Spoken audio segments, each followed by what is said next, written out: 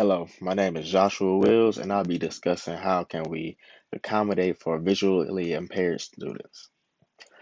First, if I were in a classroom that included a visually impaired student, the first and most important step that we can do is make sure that the student knows that we are there for them.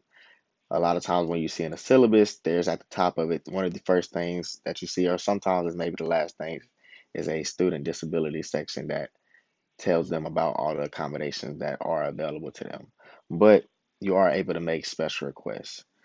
So first, although an online setting and a classroom setting are very different, I feel as though the techniques used in order to help accommodate visually impaired students are still the same, or not even just visually impaired, but just impaired students all around. For example, if a student has trouble reading articles and text fonts that are lower than 12 points, for example, I can copy and paste that same text and increase the font size to maybe a 20 or whatever the student communicates to me um, sufficient for them to work with.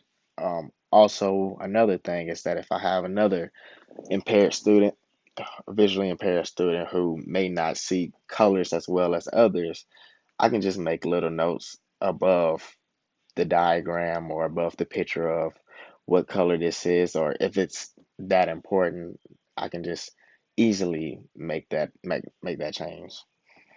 Um, Finally, if the class is lecture based and not not all students are able to pick up speech at such a high rate, I can even add closed captions to that video. I can even record record the video, tape record the video, just to have that accessible for the students so they can go back and make sure they catch everything because not everyone works at the same pace.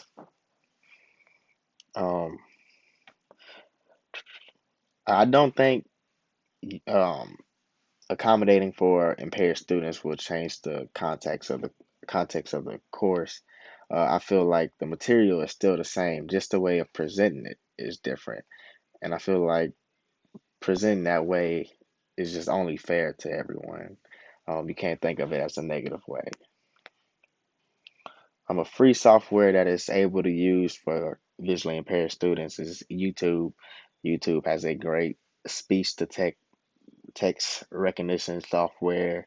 It also has the closed captions options. Uh, you also are able to slow down videos by maybe point 0.5 or so that you just so there's all type of resources that YouTube provides for students like that. Thank you.